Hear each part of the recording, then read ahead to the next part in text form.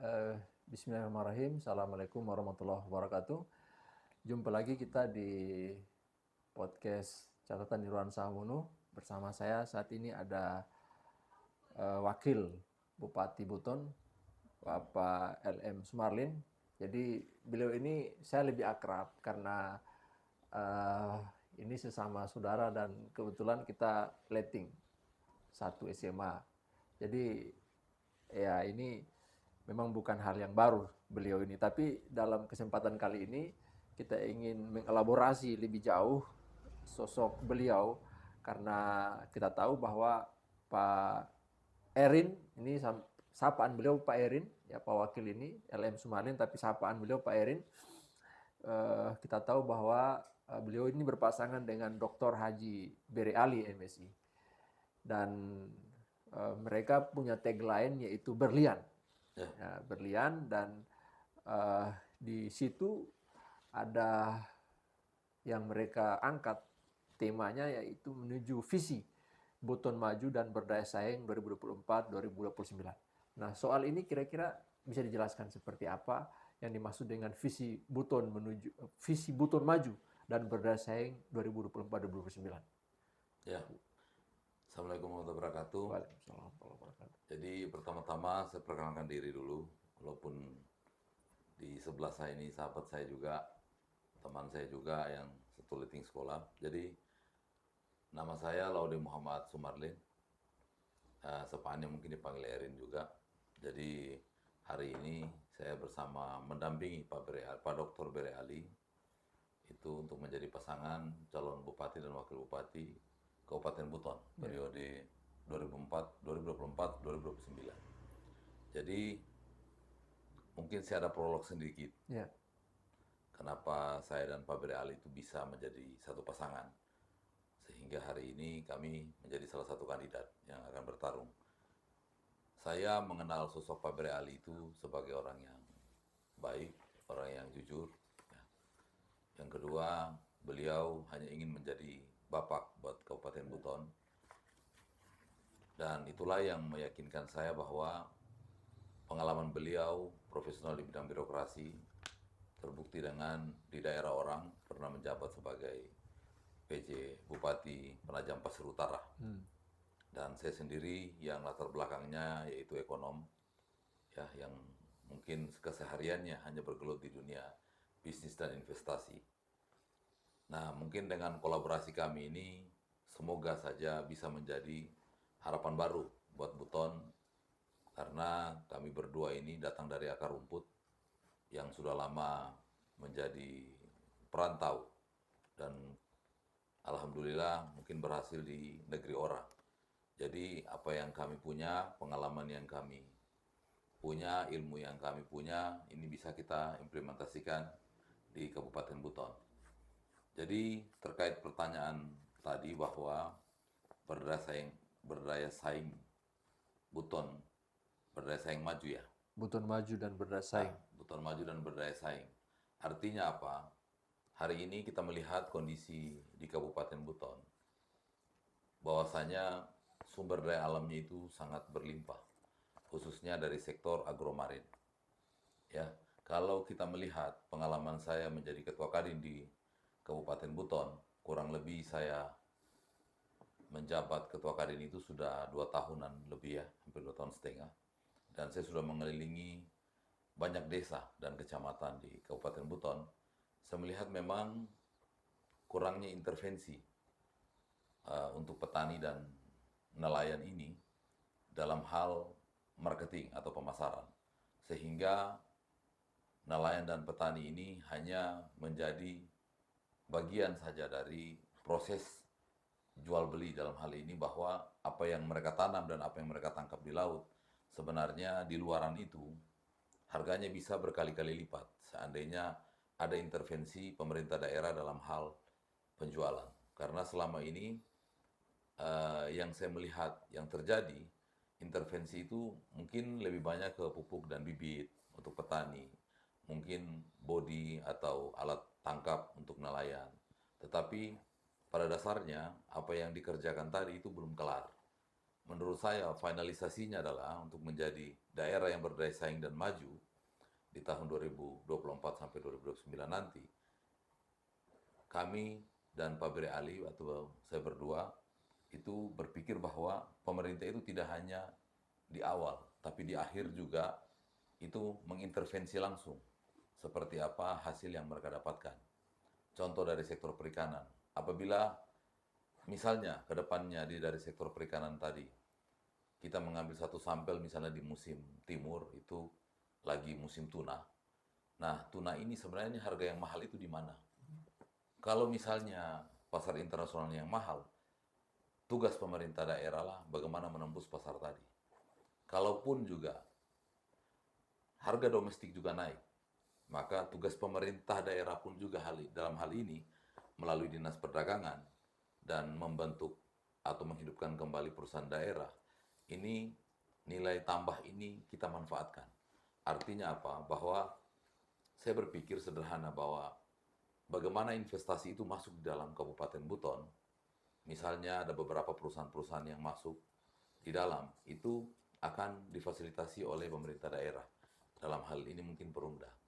Namun, tidak lepas dari itu, bahwa petani ataupun nelayan yang menjadi filterisasi atau menjadi pengayom adalah pemerintah daerah atau dalam bentukan perusahaan daerah. Sehingga apa yang mereka hasilkan itu betul-betul bisa dinikmati. Tidak hanya untuk sebatas untuk profesi hari-hari, hanya buat makan. Bahkan yang saya inginkan adalah sektor agromarin ini juga menjadi penyumbang PAD terbesar.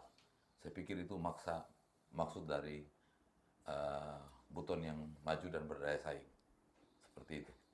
Nah, kita tahu bahwa tadi yang disampaikan dengan potensi yang ada itu ingin go internasional, menembus pasar dunia berarti. Nah, apakah ada hal yang spesifik yang dilakukan untuk bisa menembus pasar global? Karena kita tahu bahwa selama ini banyak orang-orang Buton itu yang punya keahlian di bidang maritim, tapi mereka justru menjual hasil tangkapnya itu ke wilayah Papua misalnya, dan padahal kan kita tahu bahwa kita di sini punya potensi yang besar. Tapi untuk sampai ke go internasional itu kira-kira apa yang bisa dilakukan oleh saya pikir program? Sangat mudah, dan hari ini melalui Kadin beberapa bulan yang lalu itu kita sudah berhasil lakukan. Artinya apa? Kita melihat bahwa masih banyak potensi perikanan. Contoh paling kecil, Kabupaten Buton ini sekilas kita melihat ini terasnya Laut Banda ini adalah terasnya Kabupaten Buton. Sementara potensi perikanan di Laut Banda ini kan sangat besar. Terbukti bahwa laut kita itu sangat terjaga. Yang saya melihat adalah di Buton ini, Rompon itu hanya jarak 5-10 mil. Sementara di daerah lain, kalau ingin melaut, itu bahkan bisa lebih dari 100 mil mereka melaut. Yang kedua, saya melihat di Buton atau Kabupaten Buton itu sendiri, selama 365 hari, itu hampir dipastikan tidak ada yang tidak musim ikan. Musim teduh, ada jenis ikan tertentu. Musim bergelombang atau berombak, ada juga ikan tertentu. Sehingga menurut saya bahwa ikan-ikan ini sebenarnya, kalau dimanfaatkan dengan baik, tata kelola, pemasaran atau marketing atau penjualannya, saya pikir dia punya nilai tambah. Contoh paling kecil begini. Hari ini, apakah pertanyaannya di Buton ini,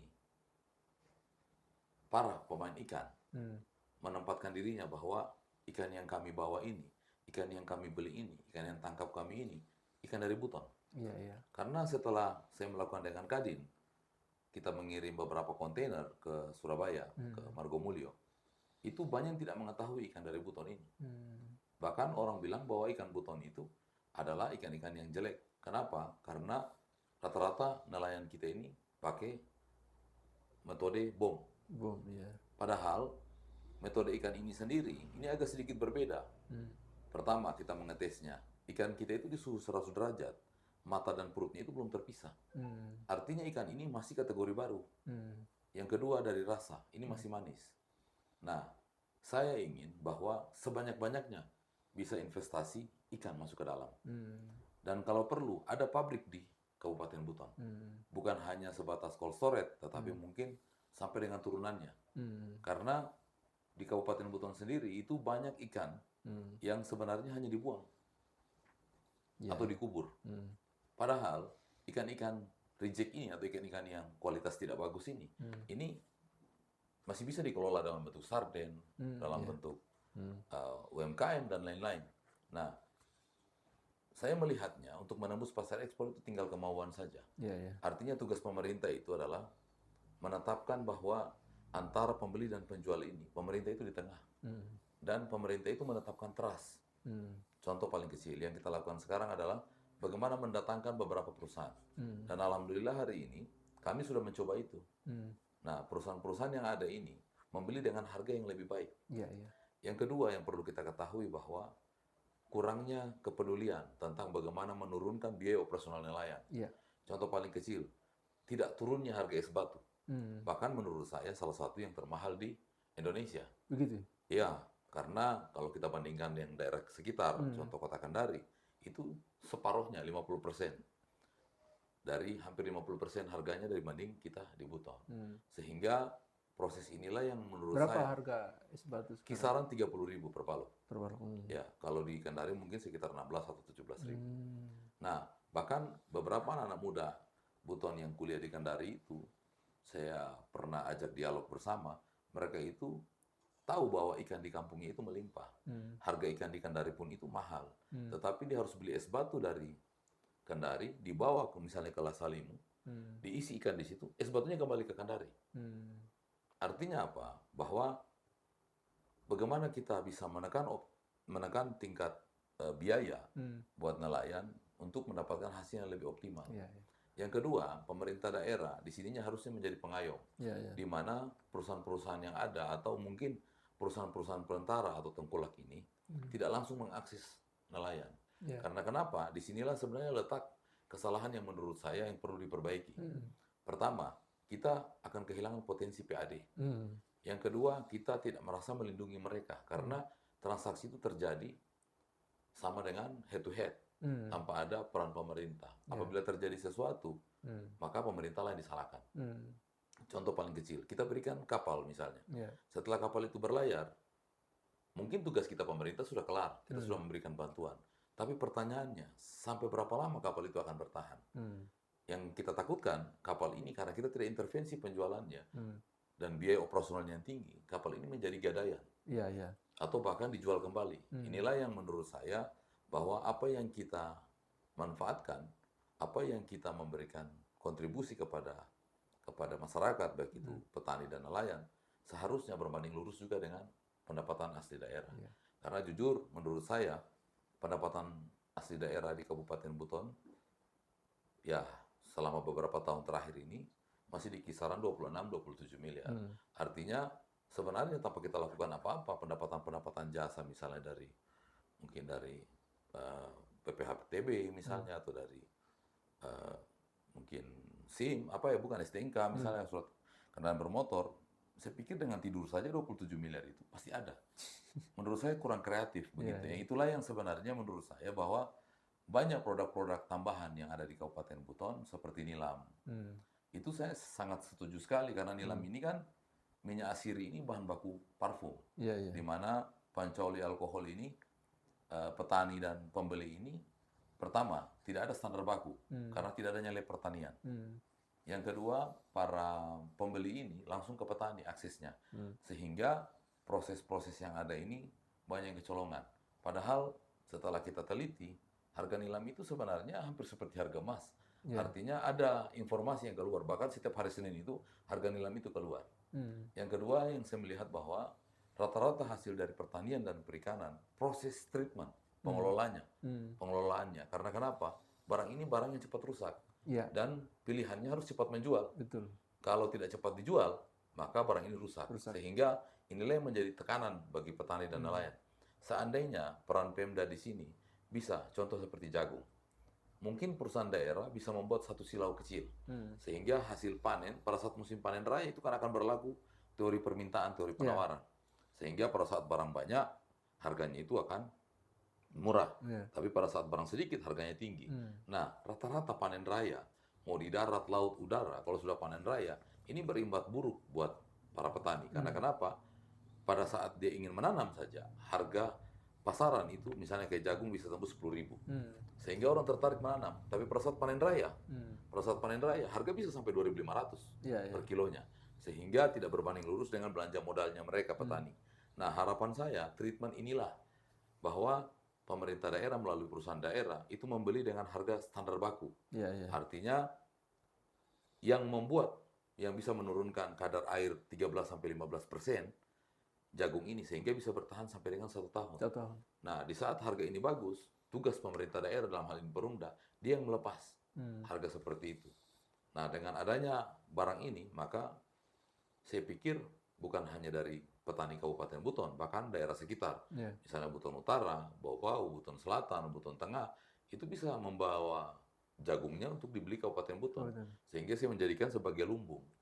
lumbung produk komoditinya. Nah, seperti itu. Lumbung Nah, pangan gitu ya. lumbung pangan. Nah, pemerintah sendiri yang mengakses pasarnya. Saya pikir sekarang tidak terlalu susah mengakses pasar karena di Indonesia sendiri kan ada Kementerian Perdagangan, ada Kadin, dan saya pikir untuk seperti itu sangat mudah menurut saya. Kira-kira begitu. Ya, berarti bisa dikatakan bahwa selama ini Perumda juga tidak berfungsi begitu ya, dengan adanya problem-problem yang muncul tadi, pertanian, kelautan. Kalau saya sih agak sedikit out of the box cara Ya. berpikirnya ya. Perumda, ya walau alam, saya tidak menjudge siapa-siapa dan saya tidak merasa bahwa saya yang paling benar, tapi saya berpikir bahwa Perumda ini sebenarnya harus mengambil langkah-langkah yang konkret. Contoh paling kecil misalnya, kenapa tidak kalau kita bisa bangun misalnya Mes Buton Iya. atau kantor penghubung Buton di kota-kota besar misalnya, kenapa tidak kita bangun cold storage Buton? Iya, iya. Yang kedua, pada saat kita mengirim ikan di cold storage Buton, pertama implikasinya adalah harga ikan kita pasti mahal. Yang kedua, bahwasanya Perumda bisa saja bikin restoran. Iya. Misalnya cold storage Buton di Surabaya. Kenapa kita tidak sewa mall yang paling mahal? Iya. Dan kita bikin rumah makan seafood Buton. Di situ mungkin brandingannya. Artinya rumah makan Padang kan ada di Buton. Iya, iya. Tapi rumah makan Buton tidak ada di Padang. Iya, Nah, iya, ini yang iya. kita mau rubah sebenarnya. Polanya seperti itu. Makanya saya berpikir bahwa Perumda juga bisa mengambil bagian turunannya. Iya. Yang kedua, saya pikir anak-anak yang berKTP Buton atau anak-anak yang bermahasiswa tidak perlu takut kuliah di Jawa. Karena kenapa? Kalian boleh datang ke cold storage Buton yang ada di Jawa, ambil ikan, jual di tetangga misalnya, jual di teman kos, atau mau bikin sari laut, harga ikan kan di Jawa mahal. Iya, iya, iya. Saya pikir kita selain melatih menjadi entrepreneur, mereka pun juga tidak perlu minta uang sebenarnya sama orang tuanya untuk membiayai sekolahnya. Iya. Jadi tidak perlu takut kuliah di Jawa, seperti itu. Nah, tadi kan disebutkan bahwa saat ini PAD Buton itu 26 sampai 27 miliar. Nah, dengan potensi-potensi yang dimiliki oleh Buton, kira-kira bisa sampai berapa ini potensi peningkatan PAD kalau dikelola seperti yang disampaikan tadi Pak Wakil? Saya pikir sih sebenarnya untuk perorangan saja ya. Kita tidak usah bicara Indonesia, tapi kita bicara saja skop Sulawesi Tenggara, misalnya di Kota Kendari. Saya pikir tidak sedikit yang punya penghasilan 20 sampai 27 miliar per tahun. Ya, kalau di Kota Kendari. Artinya apa? Mereka bekerja hanya dengan tim kecil atau perusahaan kecil. Iya. Kita punya 80 kepala desa. Iya, Kita punya lurah, kita punya camat. Iya. Kita punya kepala dusun. Iya. Kita punya OPD mungkin 30-an kalau nggak salah. Dengan sumber daya yang sebanyak itu menghasilkan 27, menurut saya itu tidak kreatif. Iya, iya. Bahkan menurut saya, kenapa tidak 10 kali lipat? Iya. Berarti bisa ini optimis Wah, optimis sekali. Saya yakin dan percaya, ketika diberi amanah untuk menjabat bisa sampai 10 kali lipat daripada yang ada sekarang. insya Allah saya yakin saya mampu seperti itu. Karena sebelum saya memilih jadi jalur pengusaha, saya pernah bekerja di beberapa perusahaan. Ya, baik yang perusahaan nasional sampai yang multinasional juga, atau internasional juga. Ya, saya pernah mencetak laba penjualan itu lebih dari itu malah. Itu kira-kira tahun keberapa bisa mencapai 10 kali lipat dari PAD yang ada sekarang?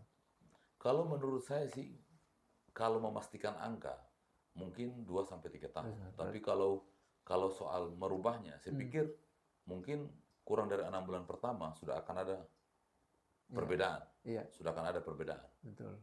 Ya. Artinya ini kita melihat dengan potensi yang dimiliki oleh Buton yang sebenarnya ini kaya akan potensi itu, tapi problemnya ini tidak dikelola dengan baik. Berarti seperti itu ya, sehingga potensi-potensi tadi pada akhirnya tidak bisa maksimal. Iya, kenapa saya bilang tidak maksimal? Karena menurut saya banyak aset-aset pemerintah itu yang mangkrak. Hmm. Kita boleh lihatlah di Kamaru ada TPI Iya. di Kamaru, tapi sudah berapa tahun ini berhenti. Hmm. Kita lihat juga ada TPI Pasar Wajo, Iya. ya, dia dengan sistem sewa menyewa. Padahal harusnya ini bisa menjadi pendapatan Pemda. Kita melihat juga beberapa sentra IKN. Salah satunya itu sentra IKN perikanan, sektor perikanan. Saya dengan Kadin bisa merubah itu semuanya yang sudah 5 tahun lebih mangkrak. Padahal ini bukan birokrasi nih. Bukan. Saya Kadin. hanya memberikan contoh. Iya. Memberikan Dan contoh. ini bisa, mampu dilakukan. Bisa sekali. Bahkan menurut beberapa pelanggan-pelanggan atau supplier ikan dari beberapa daerah di Kabupaten Buton, melihat bahwa kamilah membeli ikan yang termahal saat ini. Artinya ini kita tidak bicara konsep, ini sudah ada faktanya seperti itu. Sudah menjadi fakta.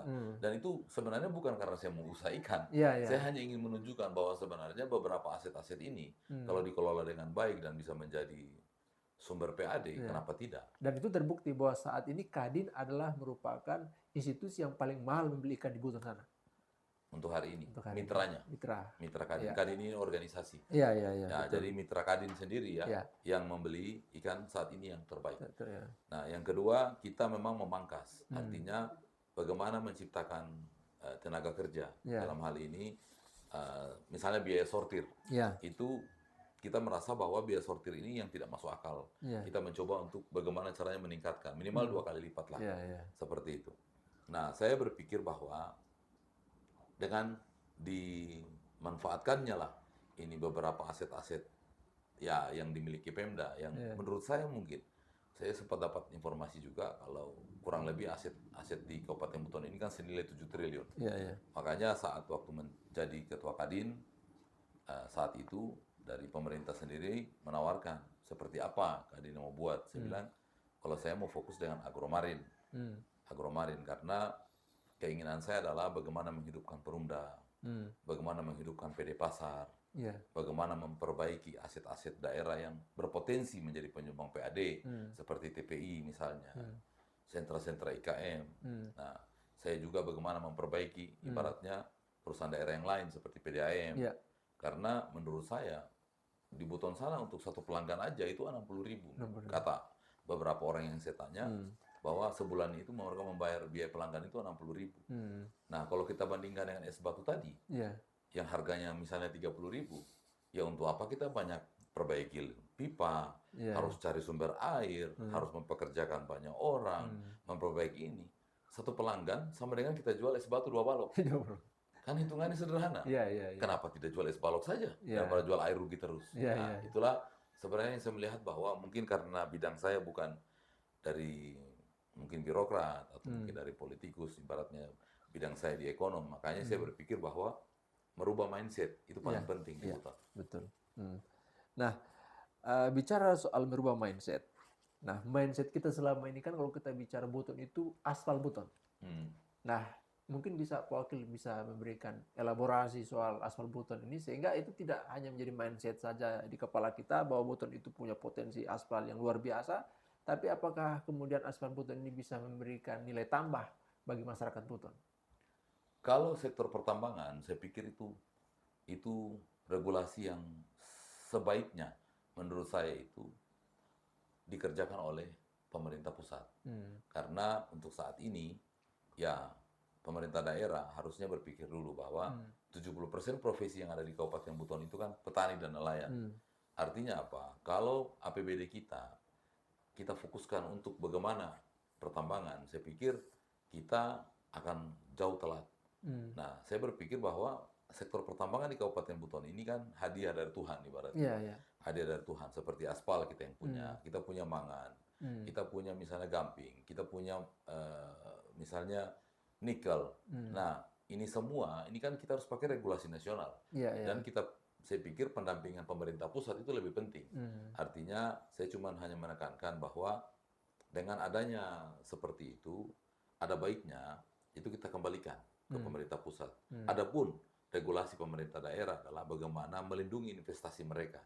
Tetapi dengan harapan bahwa pada saat mereka melakukan pertambangan di Kabupaten Buton sebaiknya dan pemerintah daerah itu melindungi supaya tanah masyarakat itu tidak dibeli. Iya, iya. Artinya masyarakat bisa mendapatkan royalti, pemerintah bisa memberi himbauan supaya disertifikatkan, dan pendapatan BPHTB masyarakat itu mungkin bisa berpotensi tambahan APBD 1 triliun mungkin dari sektor pertambangan. Iya. Dan kan soal tadi disinggung bahwa pemerintah pusat kaitannya dengan sudut pertambangan, kan kemarin Pak Presiden Jokowi sudah ke sana dan mengatakan bahwa 2024 stop impor aspal. Nah, apakah ini punya pengaruh dengan Buton sendiri atau gimana kalau kita bicara soal Nah, saya sangat sependapat dengan program Presiden ya, Pak Jokowi. Karena kenapa? Ini agak unik sebenarnya yang untuk kabupaten kota di seluruh Indonesia. Program-program hilirisasi yang dilakukan Presiden kemarin kan, pertama itu hilirisasi pertambangan. Ya, hilirisasi pertambangan. Misalnya kayak nikel, bauksit, mangan, dan lain-lain. Yang kedua itu hilirisasi perikanan. Hilirisasi perikanan. Yang ketiga itu hilirisasi aspal. Walaupun sebenarnya dia tambang juga, tapi mungkin dia non mineral. Ya, kalau tambang yang lain itu yang dimaksudkan adalah mineral. Ini non mineral. Jadi bayangkan apa yang diperintahkan oleh Presiden dan apa yang dihimbau oleh Presiden untuk hilirisasi sangat bagus sekali. Dan yang paling uniknya adalah semua ada di Buton. Kita bicara daerah sekitar, nggak usah kita bicara Indonesia. Bicara aspal, banyak daerah yang nggak punya aspal. Kita bicara nikel, banyak daerah yang tidak punya nikel. Kita bicara ikan, banyak daerah yang tidak punya ikan. Nah, di Buton ini punya tiga-tiganya. Jadi semua perintah hilirisasi ini ada di Buton sebenarnya. Jadi dengan program pemerintah pusat, saya pikir Buton ini tinggal jemput bola sebenarnya. Seperti itu. Nah, problemnya sekarang tinggal jemput bola, tapi kenyataannya kenapa tidak sesuai dengan apa yang menjadi konsep yang selama ini disampaikan oleh pemerintah pusat terkait dengan hal tersebut? Nah, inilah sebenarnya sama kegelisahan kita di Kadin. Selama ini saya menjadi ketua Kadin, kan harapan saya dengan menunjukkan bagaimana cara menurunkan tingkat inflasi, bagaimana sebenarnya mengakali misalnya ketahanan pangan, terus bagaimana menghindari stunting, itu kan sudah kita lakukan. Harapan kita kan sebenarnya hanya ingin menunjukkan dengan cara berpikir saya, dengan cara berpikir sebagai pengusaha, begini loh cara yang gampang untuk merubahnya. Tetapi menurut saya mungkin kurang dipahami atau kurang dimengerti, sehingga dengan ajakan menjadi salah satu kandidat calon kepala daerah, ya demi daerah saya siap untuk memberikan ilmu saya, artinya mungkin selama ini saya hanya mencoba dari luar, atau jadi single factor. Mungkin dengan saya di dalam, setidaknya out of the box tadi, bahwa pemerintah daerah itu tidak kaku melihatnya, dan saya berpikir bahwa kalau dengan ini dimanfaatkan dengan baik, waduh, luar biasa lah, bisa 10-20 kali lipat malah. Wah, ini sudah naik lagi nih. Bukan 10 kali lipat, sudah 20 kali lipat.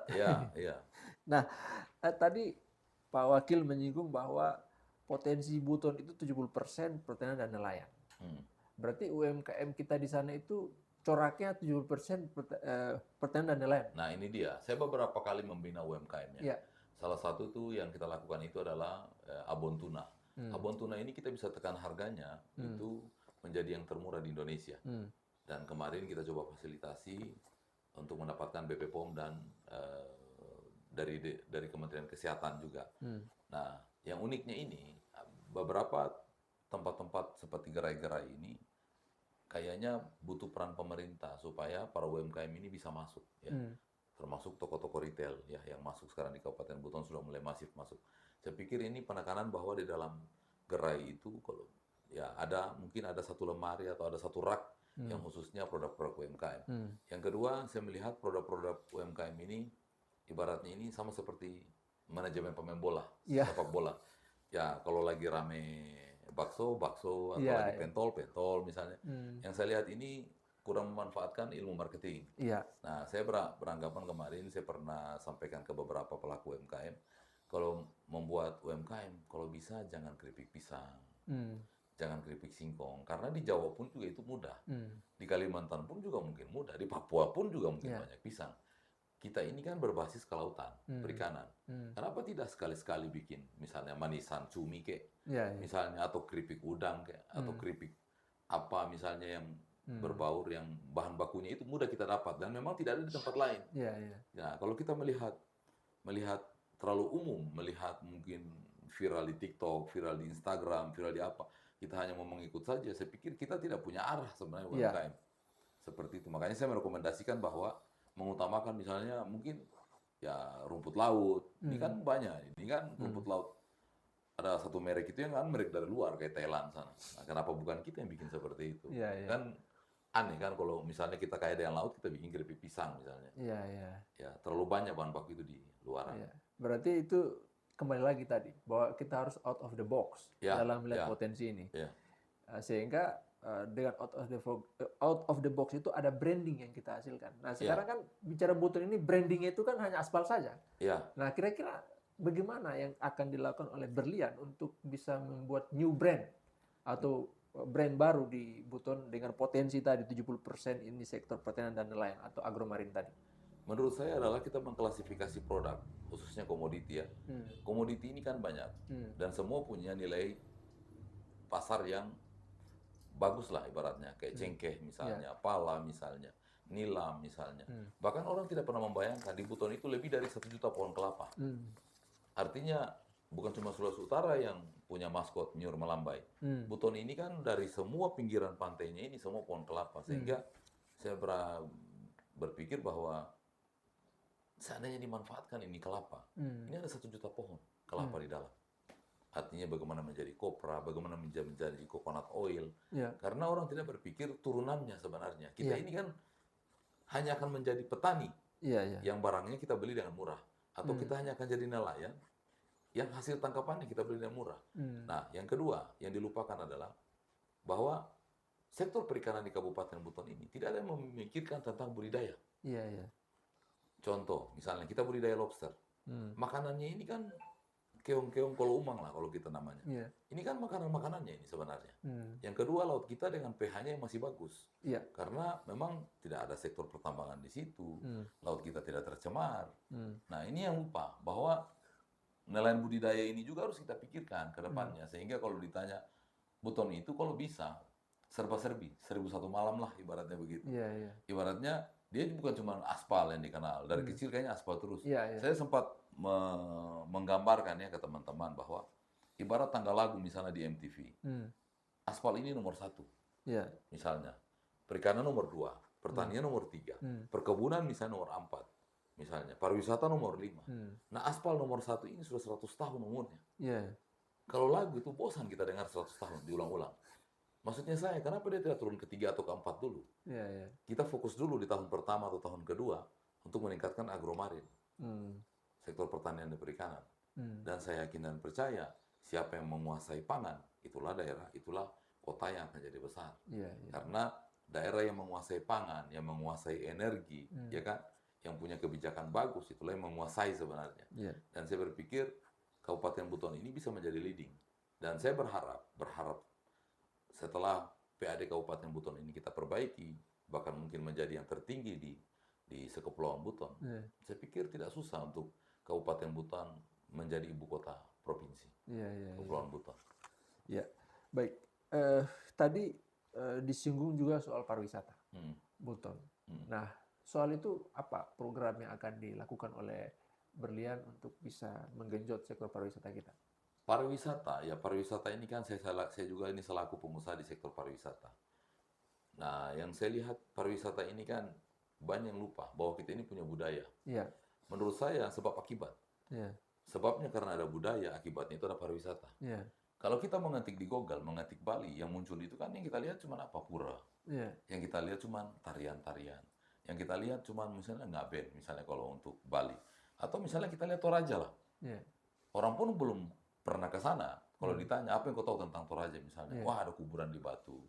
Misalnya, oh ada seperti ini. Nah, ini kan sebenarnya yang kita lihat adalah mereka itu lebih mengutamakan budaya dulu. Sehingga pada saat kita datang mungkin ada air terjun, mungkin ada pantai. Bayangkan kalau kita fokus dengan pantai, kita ini negara kepulauan. Dari Aceh sampai Papua itu pantai semua. Jangan ajak orang mandi-mandi di laut, tapi ajak dia melihat budaya. Yang kebetulan saja pada saat mereka melihat budaya misalnya tari Mangaru misalnya atau ada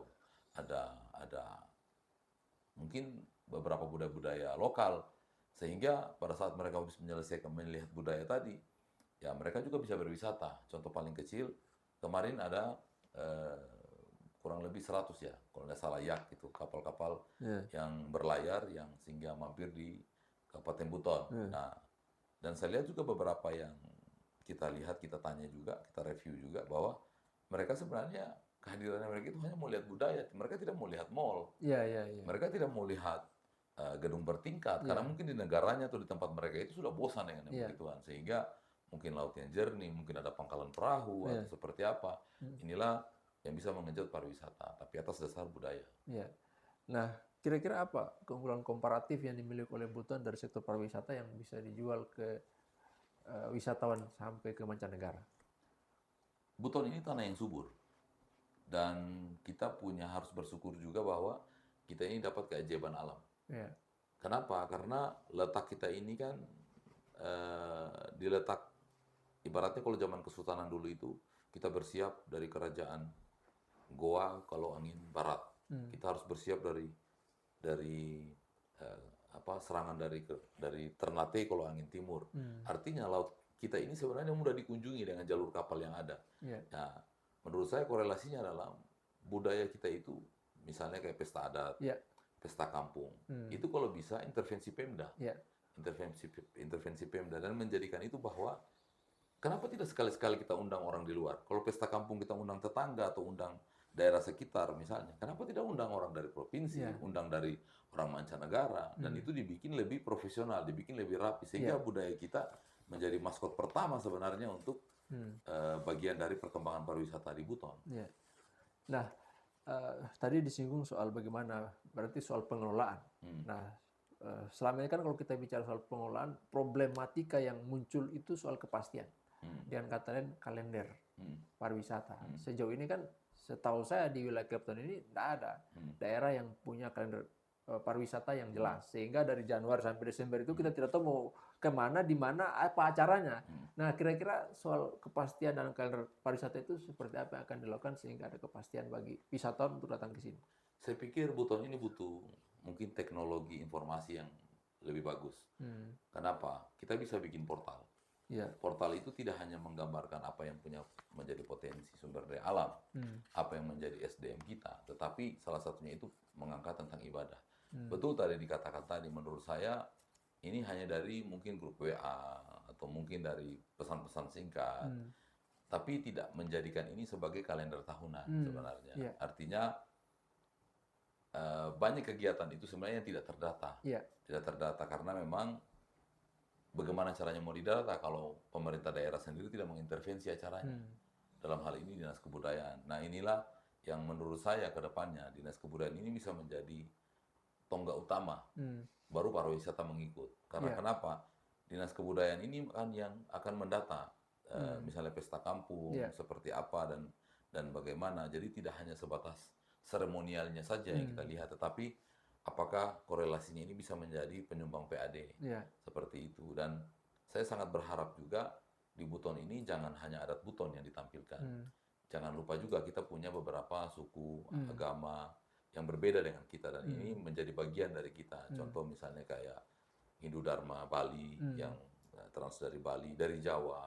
Kalau bisa ini dipadukan juga sehingga orang merasa bahwa memang Buton ini menjunjung tinggi toleransi. Jangan misalnya kalau mau sebelum Nyepi itu ada ogo-ogo misalnya. Jangan cuma di desa. Kalau bisa kenapa tidak sama-sama? Seperti itu. Ada misalnya wayang. Jadi kita merasa bahwa pesta budaya itu karena toleransi juga salah satunya. Dan saya sangat berharap ke depannya itu portal inilah yang memberikan informasi. Orang tinggal mengakses portal data, portal mungkin di startup, di HP misalnya, itu bisa mengecek tentang apa yang mau dilakukan. Bahkan mungkin kita berikan call center atau hotline, misalnya kayak sumber daya alam, itu bisa menghubungi langsung. Dan mungkin dinas Menkom infonya, dinas infonya komunikasi dan informasinya ini ya lebih, kalau bisa kita dibikin lebih profesional. Lebih profesional. Ya. Berarti itu relevan dengan program yaitu pelayanan publik e-government gitu ya? Ya, betul. Karena kita tidak hanya berkutat pada hal yang sifatnya konvensional, tapi kita harus ke hal yang digital seperti itu. Nah, berarti kan ini ada kaitannya dengan birokrasi. Untuk bagaimana mereka harus adaptif dengan perkembangan eh, zaman yang ada saat ini. Nah, soal birokrasi mungkin bisa dijelaskan sedikit. Saya pikir seperti Pak Haji Dr. Bere Ali ini kan profesional di bidang Ya. birokrasi. Nah, beliau juga kan sudah artinya konsisten dan menjadi orang yang komitmen sehingga di kampung orang, di negeri orang itu dipercaya Ya. untuk mengelola birokrasi. Jadi 01 di sana. Ya, menjadi 01. Saya pikir tidak akan sulit. Pertama, beliau asli pribumi. Ya. Yang kedua, beliau pengalaman di sisi birokrasi. Yang ketiga, bahwa kearifan lokal itu ada di dalam dirinya beliau juga. Ya, Saya pikir untuk bagaimana caranya menjadi birokrat ulung atau yang profesional, saya pikir itu sudah mudah buat beliau sebenarnya. Karena tugas saya sebenarnya menjadi wakil bupati ini, saya hanya berpikir bagaimana bahwa tidak selamanya kita hanya menghamburkan uang. Ya. Tapi saya hanya berpikir bahwa bagaimana investasi itu masuk di Kabupaten Buton, sehingga bukan uang kita yang keluar, tapi uang kita yang masuk. Ya. Salah satunya itu juga PD Pasar. Saya ingin menghidupkan PD Pasar supaya kalau seandainya isi dalam pasar itu bisa kita adakan, contoh kayak telur, untuk apa kita ambil dari kota lain? Betul. Jadi kebijakan fiskal pemerintah daerah pun juga itu bisa kita kerjakan supaya kita melindungi para petani, kita melindungi para peternak. Jadi tujuan saya adalah menghidupkan semua sektor-sektor yang bisa menambahkan PAD. Ya.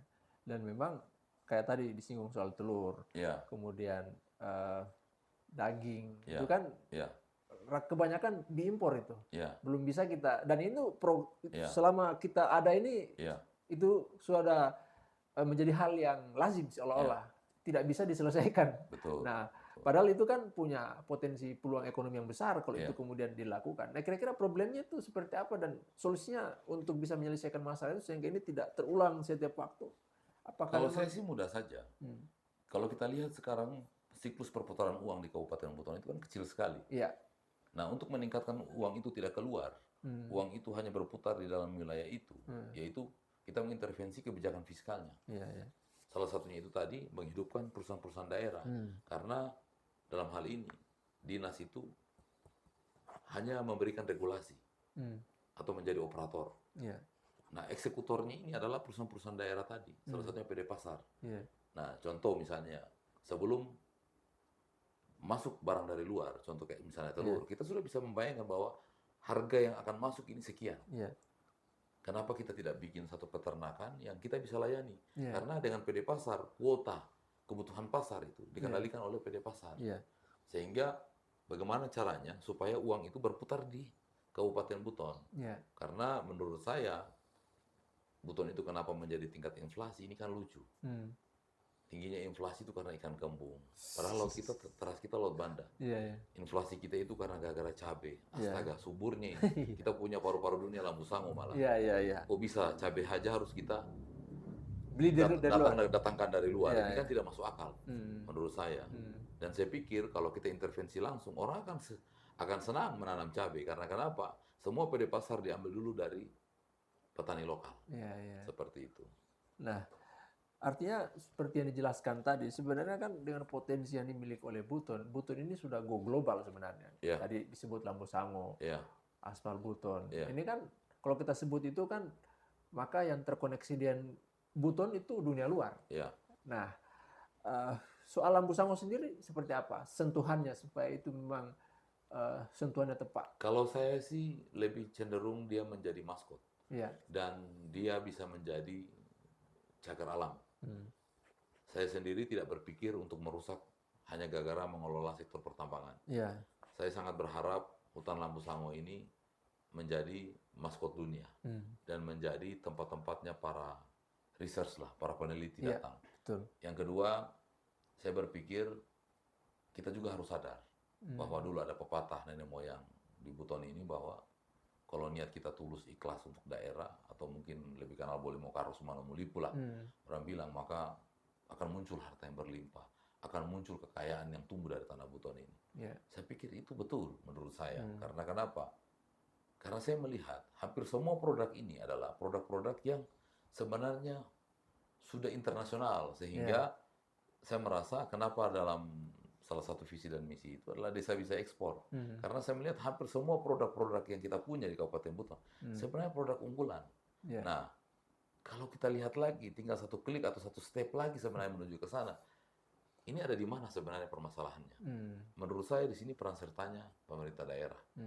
Dalam hal ini kalau pemerintah daerahnya out of the box, tidak melakukan hal-hal yang umum, yang seperti itu dan itu dan itu, dan diulang-ulang bertahun-tahun, saya pikir ya janji Sultan tadi juga tidak ada gunanya. Karena kenapa? Memang hati kita bukan untuk daerah sebenarnya, tapi berdasarkan baik kepentingan.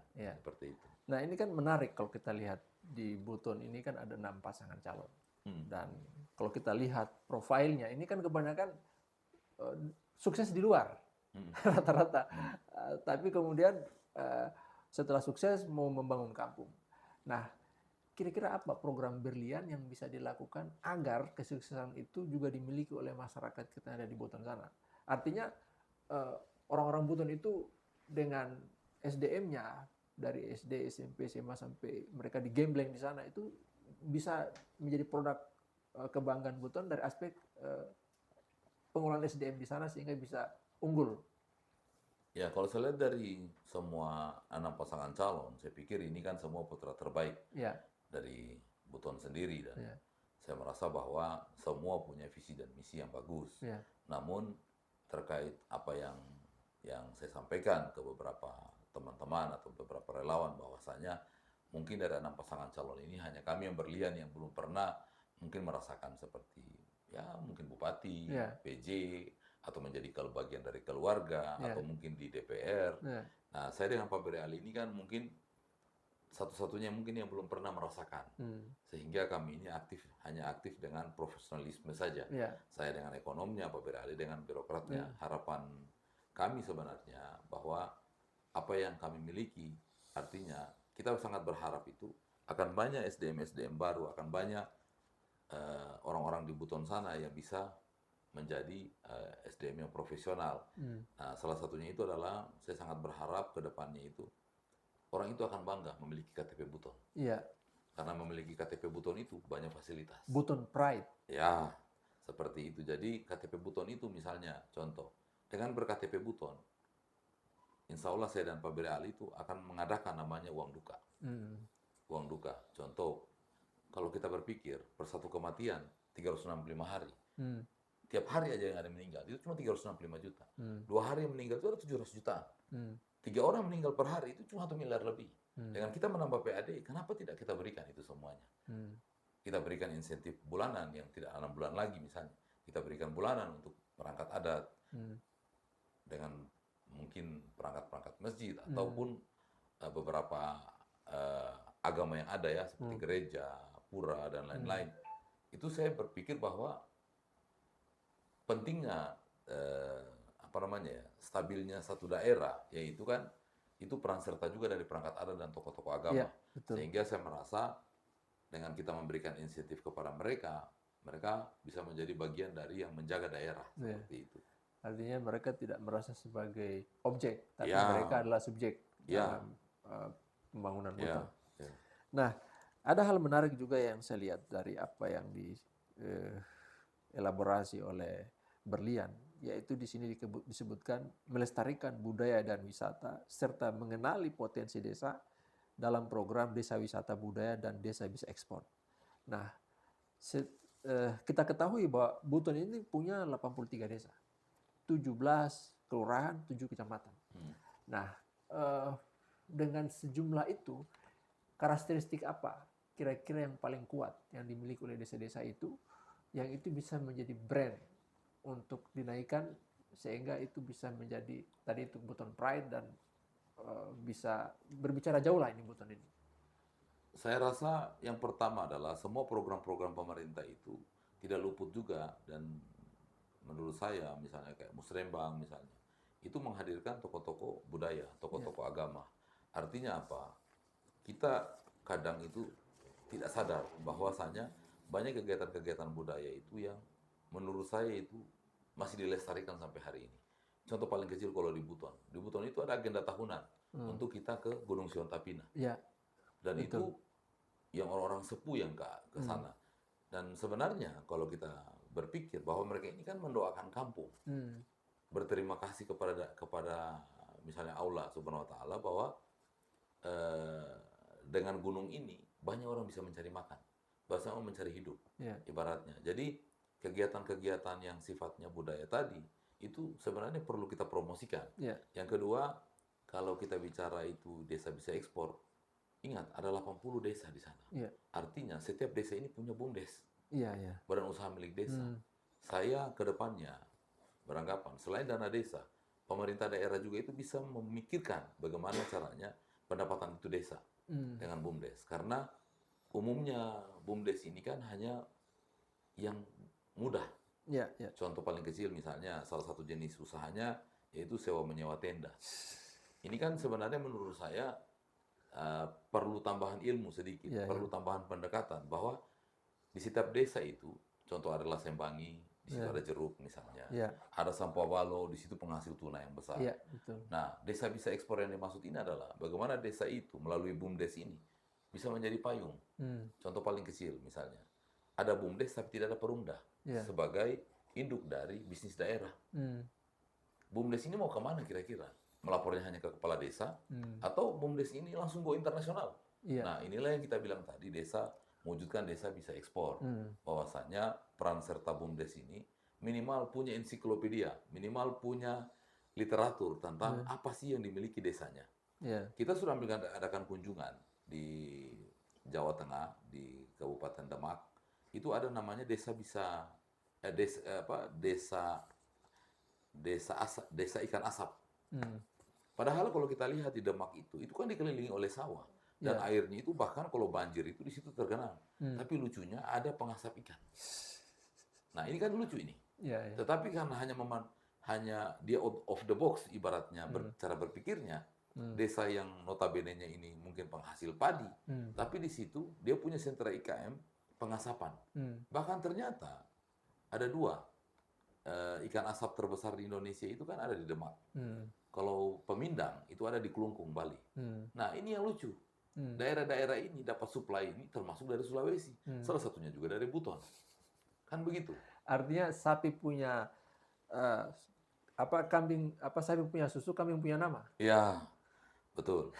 Itulah yang terjadi. Makanya wujud-wujud tadi itu adalah bagaimana kita menghidupkan dulu sektor-sektor usaha, mencetak banyak pengusaha. Yang kedua, yang menjadi leading itu adalah membuat perusahaan-perusahaan daerah sehingga BUMDes ini ada role bisnisnya, ada role bisnisnya. Jadi tidak hanya ibaratnya apa yang mudah di kampung, karena sering hajatan, banyak sunatan, banyak acara joget, makanya tenda laku.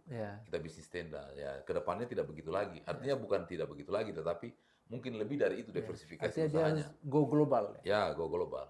Tidak bisa, walaupun Anda pemain lokal, tapi orientasi global. Orientasi harus internasional. Seperti itu. Dan itulah yang dimiliki oleh orang Buton sebenarnya. Ya, dan sebenarnya kalau kita belajar dari sejarah, kita punya Wawdewau yang konon membiayai keraton, yang konon punya ribuan kapal, yang konon bekerja sama dengan VOC, yang konon gara-gara itu VOC tidak menyerang Kesultanan Buton, sehingga menjadi sahabat bukan lagi bukan musuh ibaratnya.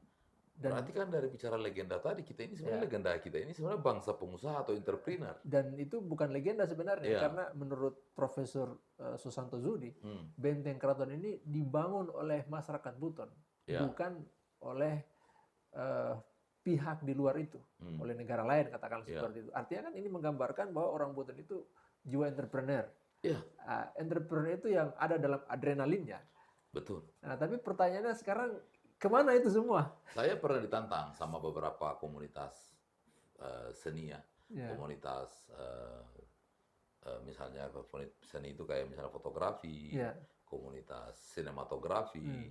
Mereka pernah bilang dengan saya, kira-kira apa yang dibikin dengan Buton yang bagus? Saya bilang, bagaimana kalau kita bikin tentang Wawdewau sebagai legenda pedagang besar atau legenda pengusaha besar? Mereka bilang, wah gampang bikinnya. Kita masih punya misalnya Wabula, tempat sandar kapalnya, kita masih punya jejak sejarah ininya. Saya bilang tidak, saya tidak tertantang dengan itu. Yang saya mau tahu adalah bisa sampai 1000 kapal, apa isi kapalnya sebenarnya? Kalau isi kapalnya pisang, tanam pisang kita. Karena dari dulu ternyata dia bisa besar ini Buton, gara-gara isi kapal itu. Kalau isi kapalnya aspal, kita masifkan penambangan aspal. Kalau isinya itu cengkeh, kita tanam cengkeh sebanyak-banyaknya. Nah, kenapa tidak ada kajian? Kita bangga kita punya apa namanya, nenek moyang yang memang latar belakangnya adalah pengusaha Iya. atau pedagang besar. Iya, iya. Tapi kenapa tidak pernah berpikir bahwa sebenarnya siapa sih di dalam isi kapalnya itu? Iya, iya. Dalam kompartemen kapal sampai ribuan itu apa yang dibawa kirim? Iya. Apa ada barang yang datang ke sini atau ada barang yang keluar? Iya. Nah, ini kan jadi pertanyaan sehingga kita tidak merasa bahwa kita jangan cuma bangga dengan profil, Iya. tapi kita harus mengetahui juga prosesnya seperti Iya. itu. Nah, inilah sebenarnya membangkitkan tidak luput lah ibaratnya antara sejarah apa yang terjadi hari ini dan memang apa yang menjadi impiannya Iya. Kabupaten Buton. Artinya kita bicara masa depan Buton itu sebenarnya luar biasa. Ya, Kalau tadi itu kita mengenali sejarah, Ya. mengetahui potensi dan Ya. bagaimana itu semua dimaksimalkan untuk ya, bisa lebih optimal. Nah, tadi soal optimalisasi ya yang dilakukan untuk bagaimana desa-desa tadi itu bisa dari BUMDes tadi itu tidak hanya melakukan hal-hal sifatnya seremonial, tapi ini berarti kan di sini ada ego sektoral masing-masing desa. Dan kalau mereka kolaborasi kan sebenarnya ini bisa menjadi sebuah kekuatan. Dan ada namanya BUMDes Hub. BUMDes Hub itu artinya terkoneksi semua itu dengan payung tadi. Perusahaan daerah tadi. Nah, dari problematik yang ada ini, kira-kira solusinya seperti apa? Sehingga BUMDes tadi itu bisa lebih powerful. Artinya tidak hanya seremoni saja dia, tapi bisa sampai go global tadi. Kalau menurut saya sih, itulah peran pemerintah sebagai pengayom. Artinya apa? Kita mengklarifikasi dulu sebenarnya. Pertama, komunitas apa sebenarnya yang ada di Kabupaten Buton? Contoh paling kecil misalnya, kita mungkin mendatangkan konsultan atau ahli ahli tanah misalnya. Apa yang cocok sebenarnya di tanah ini? Kalau yang cocoknya seperti ini, dan kita lihat trennya, kita kan bisa melihat bahwa tren-tren komoditas itu ada. Dari Januari sampai Desember itu kan ada tren yang kita lihat bahwa harga komoditas ini sebenarnya unggulan, yang mana bukan unggulan. Makanya pentingnya bahwa setiap desa itu punya ensiklopedia tentang dirinya. Betul. Misalnya desa ini bukan hanya sebatas kita bisa tanam jagung, total lahan yang bisa kita tanamkan nilam sekian, tapi juga termasuk acara adatnya. Berapa sih jumlah tokoh adat? Hari-hari apa pesta kampungnya? Nah, dengan adanya seperti itu, inilah yang mau dihapkan tadi, bahwa produk itu bukan ujuk-ujuk desa langsung bawa ke Cina, bawa ke Jepang, bukan. Tapi barang yang ada di desa itu bisa sampai ke Cina, bisa sampai ke Amerika, bisa sampai ke Australia. Itu melalui peran serta perusahaan daerah sebagai pengayom. Sehingga hasil yang maksimal tadi, pendapatan masyarakatnya akan meningkat. Nah, melalui PD-PD pasar atau melalui apa, uang itu jangan kita bawa keluar.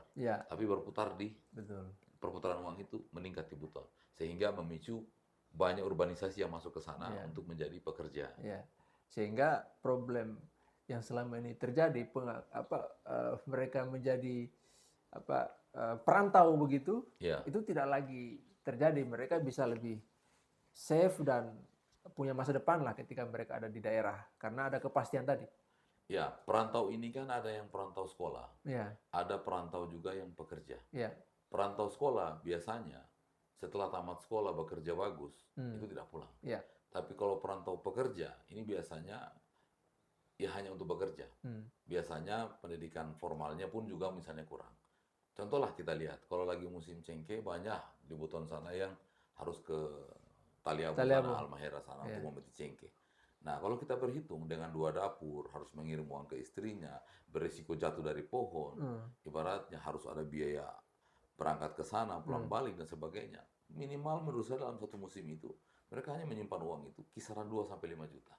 Dan itu menurut saya, seandainya Buton ini bisa kita menjadikan tujuan investasi, untuk apa berangkat ke sana? Seperti itu. Berarti dengan kata lain bahwa ketika kita bicara Buton sebagai tujuan investasi, itu bisa mencegah capital flight. Betul. Dengan demikian, uang itu akan berputar di daerah, sehingga sektor real itu akan berdenyut. Nah, dan problematika itu kan yang selama ini ada ya. Sektor real kita itu tidak bergerak. Hanya bermain di level pelaku usaha besar, sehingga pelaku usaha kecil itu tidak seberapa tersentuh. Nah, mungkin Pak Wakil bisa menjelaskan kepada kita ketika diberi amanah nanti, apakah ada kira-kira program sosialisasi kerja yang akan digenjot oleh Berlian untuk membuktikan visi misinya tadi? Program sosial hari kami itu adalah memastikan bahwa penjualan produk-produk khususnya dari petani itu harus langsung aksesnya ke end user. Tidak mengakses lagi yang masih transisi. Artinya kayak apa? Kita mencoba bahwa dengan mungkin kita meminta bantuan Kementerian Perdagangan dalam hal ini untuk membawakan kita yang kita melihat bahwa ini potensi agromarin ini punya nilai tambah yang besar, sehingga bisa mengejut PAD. Nah, 100 hari pertama otomatis saya harus memastikan bahwa minimal sudah memiliki semua, menghidupkan PD pasar, memperbaiki PDAM, menghidupkan aset-aset yang mangkrak. Yang kedua, bagaimana perusahaan daerah itu ada. Karena perusahaan daerah itu kalau banyak yang berpikir bahwa harus punya uang baru bekerja, menurut saya tidak. Perusahaan daerah itu kan cuma privilege dari Pemda. Pada saat misalnya direkturnya ke Jakarta, ada perusahaan ikan, mau tidak berinvestasi di Kabupaten Buton. Jaminannya apa? Pemerintah. Nelayan juga mau tidak? Ini list harganya yang dari end user. Misalnya, karena ada tuna, kenapa bukan aneka tuna yang kita bawa ke sini? Aneka tuna Indonesia kita bawa ke sini. Kalau misalnya nilam, kenapa tidak pabriknya kita bawa ke sini? Minimal dengan mungkin ada beberapa studi kelayakan bisnisnya, kita tinggal mendata bahwa jumlah petaninya sekian, jumlah nelayannya sekian, yang dihasilkan per tahun sekian. Saya pikir dengan membuka itu dan informasi yang tepat, orang akan berani investasi. Dan Perumda tidak perlu penyertaan modal menurut saya. Jadi dengan minim kekuatan, dengan minim permodalan, dengan minim perangkat kerja atau apapun itu, saya pikir tidak melemahkan peran pemerintah daerah dalam membuat satu trust atau kepercayaan kepada investor dan para pelaku-pelaku profesi terbanyak ini kan petani dan nelayan. Jadi ini pemirsa, ini luar biasa. Beliau berbicara secara fasih karena memang sudah sekitar 2 tahun lebih memang terjun bebas dengan masyarakat, khususnya para pelaku usaha, karena memang ruang Kadin itu luar biasa, langsung berinteraksi dengan masyarakat. Nah, di bagian ujung diskusi kita ini tidak terasa sudah sekitar 1 jam kita menyampaikan pandangan, gagasan, dan apa yang akan dilakukan dan potensi yang dimiliki oleh Buton saat ini. Apa kira-kira di bagian ujung ini yang Pak Erin atau Pak Wakil mau sampaikan kepada masyarakat terhadap Berlian ini? Terima kasih. Saya sangat berharap bahwa khususnya masyarakat Kabupaten Buton yang berprofesi sebagai nelayan atau sebagai petani atau yang pelaku-pelaku sektor agromarin, hadirnya Pemda itu bisa meningkatkan pendapatan mereka. Hadirnya Pemda akan mengakses pasar yang lebih besar. Dengan hadirnya Pemda, mereka tidak merasa sebagai hanya termarginalkan. Dengan hadirnya pemerintah daerah, pendapatan mereka akan kita pikirkan sampai dengan stimulan bahwa semua bantuan akan tepat guna. Dan apapun yang kami berikan itu akan berdampak lurus pada peningkatan asli daerah. Sehingga jangan takut menjadi petani dan jangan takut menjadi nelayan. Saat saya dan Pak Berali mungkinnya akan, insya Allah, yang akan memimpin di 2024-2029.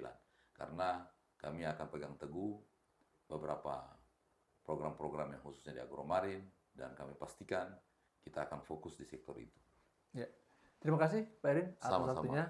Insya Allah kita berjumpa lagi pada kesempatan yang lain. Ini diskusi sangat luar biasa. Saya bisa katakan daging semua ini. Apa yang disampaikan dari awal sampai akhir. Jadi terima kasih pemirsa atas waktunya. Insya Allah kita berjumpa dalam kesempatan yang lain. Assalamualaikum warahmatullahi wabarakatuh. Waalaikumsalam.